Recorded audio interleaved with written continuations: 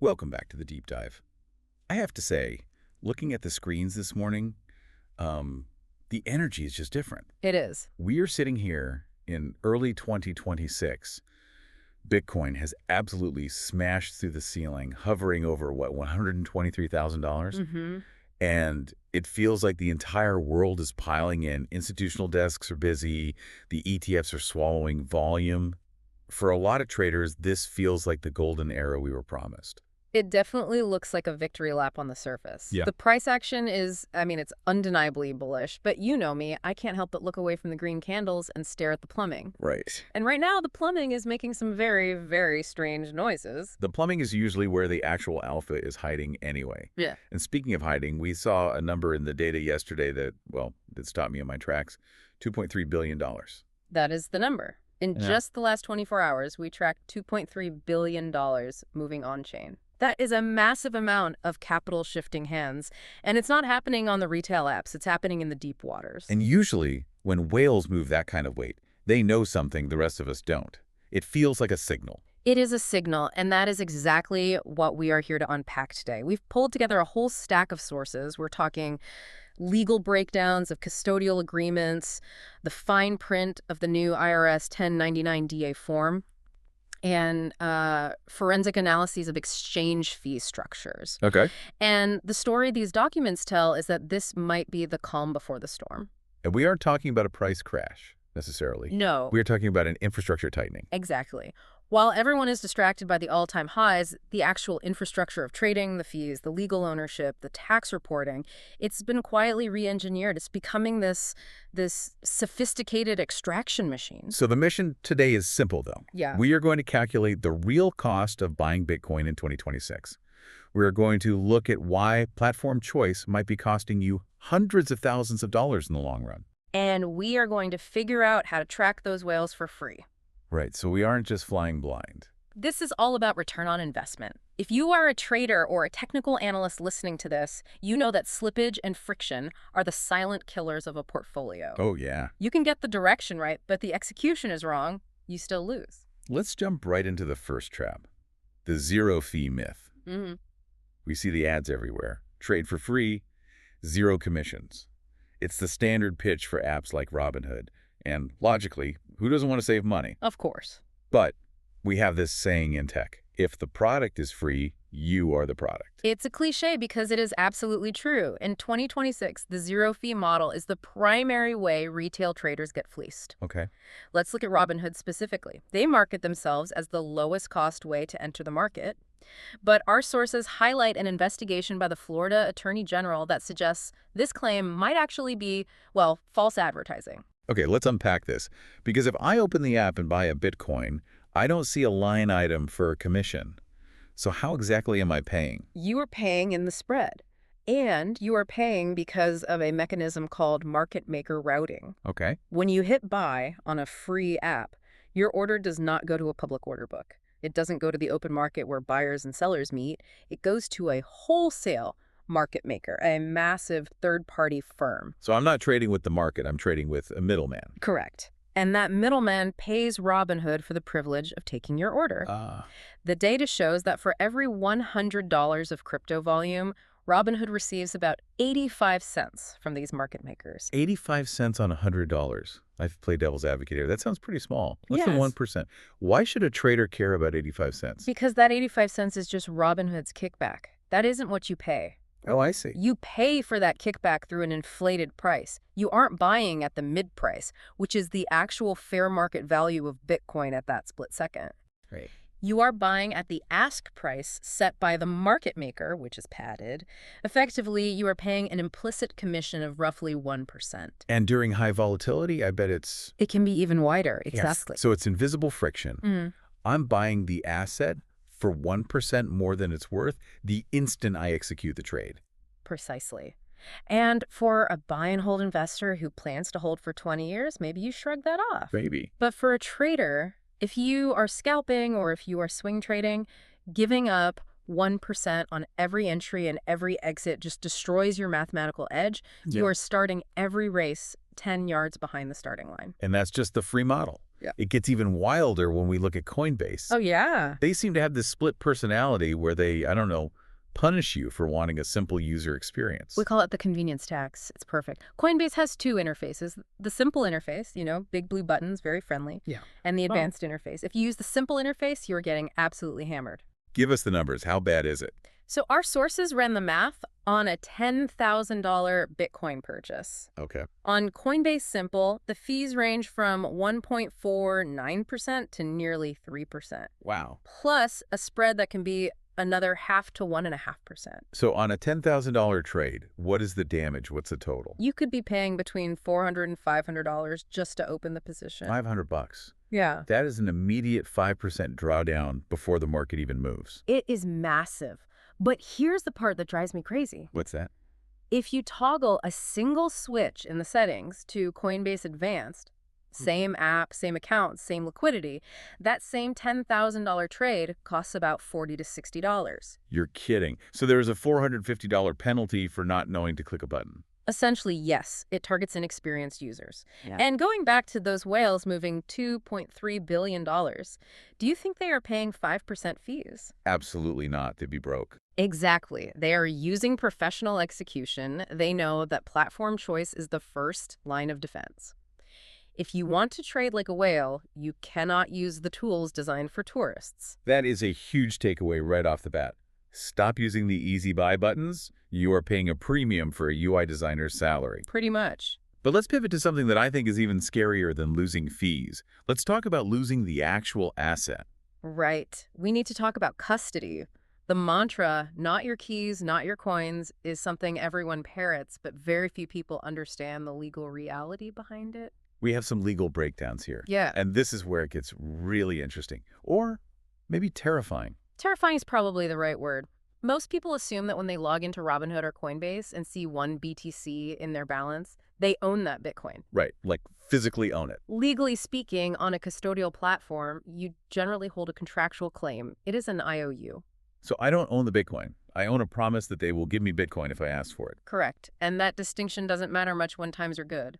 But when they aren't. But if the platform becomes insolvent, if they go bankrupt, you are classified as an unsecured creditor. Unsecured creditor. That sounds like you are at the back of the line. You are. The lawyers get paid first. The secured creditors, the banks that lent the exchange money, get paid second. You? Mm-hmm. You get thrown into a pool with everyone else, and maybe 5 years later, you get pennies on the dollar. So you don't have a claim to your specific Bitcoin? No. You have a claim against a bankrupt estate. And the terms of service seem to insulate them even further. I was reading through the notes on Coinbase's section 6.7. It basically says, if your credentials are compromised, it's your problem. That is the standard liability shift. If a hacker SIM swaps you, which is incredibly common, and uses your correct login info to drain your account. They just say, hey, the login was valid, we processed it. Exactly. The loss is yours. So the convenience of the app comes with the liability of the app. Yeah. But earlier you mentioned the calm before the storm, and you weren't talking about hackers, you were talking about the government. This is the trend that is really accelerating in 2026. We are seeing a massive ramp up in asset seizures and freezes. We have data from Chainalysis showing that by the end of 2025, over $34 billion worth of crypto had been seized or frozen globally. $34 billion. That is not pocket change. That is a serious dragnet. And the mechanism is getting sophisticated. It's not just the police knocking on a door with a warrant. No. We are talking about the Crypto Wallet Freezing Order, or CWFO in the UK. This allows authorities to freeze a wallet if they even suspect it is connected to illicit activity. Suspicion is a very low bar. It is an incredibly low bar. And in the US, we are seeing the rise of the soft lock. Exchanges use automated AML anti-money laundering bots. Right. If your transaction gets flagged, maybe you received coins from a wallet that was 3 hops away from a gambling site, your account gets frozen. And we've all heard the stories. You get the email, your account is under review, you can't trade, you can't withdraw. And this is the calm before the storm aspect. Imagine Bitcoin hits 150,000. Yep. You want to sell. Yeah. But an algorithm flagged your account 5 minutes ago, you were locked out. You watch the price crash back down while you are stuck talking to a chatbot. That is the nightmare. You bear all the market risk, but you have zero control over the exit. And it's not just exchange accounts. Centralized stablecoins like Tether and USDC can freeze assets directly on the blockchain. Right, through the smart contract. Yep, they can blacklist addresses. So even if you hold it in your own wallet, if it's a centralized token, it can be turned into a brick remotely. So high fees, questionable ownership, and the risk of being frozen out by an algorithm. But surely, at least paying our taxes is getting easier, right? Less. Or Well, heard about this new form that's supposed to streamline everything. streamline is a very generous word. Yeah. This brings us to the new IRS Form 1099-DA. This is effective for the 2025 tax year, so people are dealing with this reality right now. What is the 1099 DA, essentially? It stands for digital asset. Brokers, which now includes exchanges like Coinbase, Kraken, Robinhood, must report transaction details directly to the IRS. In theory, this looks like a 1099 for stocks. Wow. But in practice, it creates a massive issue called cost basis blindness. Cost basis blindness. Break that down for us. Why is the exchange blind? Okay, let's run a scenario. You are a smart trader. You bought one Bitcoin 5 years ago for $10,000. You kept it on a hardware wallet for safety. Okay, doing it right. Now, Bitcoin is 123,000. You transfer that Bitcoin into Coinbase to sell it. Okay, simple enough. But Coinbase doesn't know you bought it for $10,000. They weren't there. Right, they just see a deposit. They just see a deposit hitting the account today. Right. Unless you go through a very cumbersome process of manually providing transfer statements and proving that data, Coinbase might report the cost basis as zero. Zero. So the IRS receives a form saying I sold for $123,000 and my cost was zero. Exactly, which means the IRS thinks you owe capital gains tax on the entire amount, 100% profit. And now the burden of proof is on me to fix it. Yes. You have to prove a negative. You have to dig up transaction logs from 5 years ago, maybe from an exchange that doesn't even exist anymore, to prove your cost basis. The burden of maintaining meticulous records has shifted entirely to the user. And if you mess it up, you are overpaying taxes by a massive margin, or you are facing an audit. And this gets even messier with DeFi. Decentralized exchanges technically fall under these broker rules now, but they don't have your KYC info. so they can't issue the form. They can't. It is a regulatory gray area that leaves the user exposed. So what does this all mean? It feels like the walls are closing in on the Wild West days. They are? We are moving into a highly surveilled, highly taxed environment. It means the convenience of centralized platforms is becoming an administrative trap. You are paying for the privilege of having your data reported, your assets potentially frozen, and your fees marked up. Which really leads us to the bottom line. We promised to talk about ROI. We aren't just complaining about paperwork. We are calculating the cost of these errors over time. We are. This is the mathematical imperative of self-sovereignty. We ran an analysis projecting a 10-year timeline. Okay. Let's assume Bitcoin continues its historical average growth. Now, that is high, around 84% annually historically, but let's use it as a baseline just to demonstrate the power of compounding. Okay, so I invest $10,000 today. If you buy on a high-fee platform like the Coinbase simple interface we talked about, you lose about 4% of that capital immediately to fees and spreads. Right. So you aren't investing $10,000. You're investing $9,600. $400 gone. In the grand scheme of things, doesn't seem like the end of the world. But you have to think about what that $400 would have become. If you compound that missing $400 over 10 years at that growth rate, the difference in future value is nearly $400,000. Whoa, stop there. $400,000. Yeah. Just because I used the wrong app. Yes, because you started with less principal. That money never got the chance to grow. You cannibalized your own seed corn. Wow. Yeah. That is why minimizing entry cost is the single most important thing you can do for long-term performance. It's not just ideology, it is brutal math. That number is staggering. It's the price of a house. Gone. It really highlights that friction is the enemy of wealth. So let's get to the solutions. If Robinhood and Coinbase Simple are the traps, where do the pros go? How do we avoid the spread, the legal risk, and the bad math? They go to where the friction is lowest and the ownership is clearest. For trading, that means using professional platforms like Kraken Pro or Bitcoin-only services like River or Strike. Why are those better? Lower fees, for one. Some offer zero fees on recurring buys, but more importantly, they're built to integrate with self-custody. Okay. The workflow of a pro is buy on a low-fee exchange, and immediately withdraw to a hardware wallet. Get it off the exchange. Immediately. When you hold your own keys, you remove the unsecured creditor risk. You remove the risk of a platform freezing your assets because their algorithm glitched. And you also eliminate the withdrawal fee markup some exchanges charge. Right, by batching withdrawals. Exactly. You save on network fees, too. That makes sense.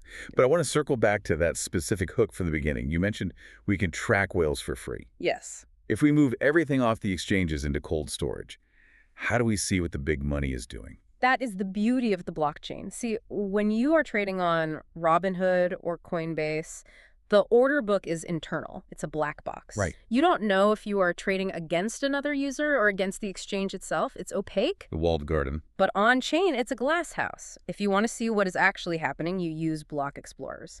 The best one right now is mempool.space. Okay. It's a free open source tool that visualizes the Bitcoin network. Mempool.space. I've seen those visualizations. It looks like little buses filling up with transactions. Exactly. But it's not just pretty graphics. You can literally watch the whale movements in real time. Remember that $2.3 billion we talked about? Yeah, the mystery move. You can see that transaction on mempool.space. You can see the fee they paid. You can see the age of the coins being moved. Whales operate on-chain because they require final settlement. They don't want an IOU from an exchange. They want the asset in a wallet they control. So if you were looking at the Coinbase chart, you were seeing the retail price. If you were looking at mempool.space, you are seeing the wholesale flow. Precisely.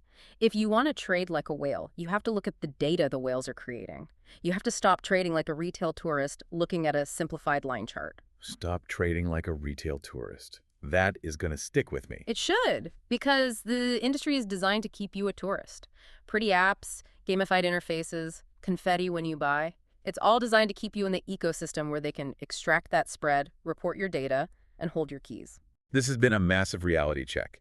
Yeah. We are in 2026, prices are high, everyone is celebrating, but the game has gotten significantly harder. The landscape has changed. It is high price, but high friction. The convenience tax is real. It is paid in spreads, it is paid in legal risk, and it's paid in tax complexity. So for everyone listening, here is your homework. Check your platforms. Are you on the simple mode? Switch it. Do you have records of your cost bases? Find them before April. And do you actually own your coins, or do you just have a login to a website? That's the real question. That is the key question. Regulations like MiCA in Europe and the 1099 DA here in the US bring legitimacy. Sure, they bring the suits in, but they also tighten the net. Right. The calm before the storm isn't about the price crashing. It's about the regulatory framework closing around custodial assets. If you are keeping your net worth in a custodial account, you are trusting a third party with your financial ledger more than ever before. It really makes you think. We started by saying Bitcoin is at an all-time high, but maybe the most valuable thing you could own right now isn't just the coin, it's the private key. I'll leave you with this. If the government and exchanges can freeze billions with a keystroke, and your user agreement says you bear the risk of loss, do you really own your crypto, or do you just have permission to use it? A provocative thought to leave you with. Thanks for diving deep with us today. Check your wallets, check your fees, and we will catch you on the next one.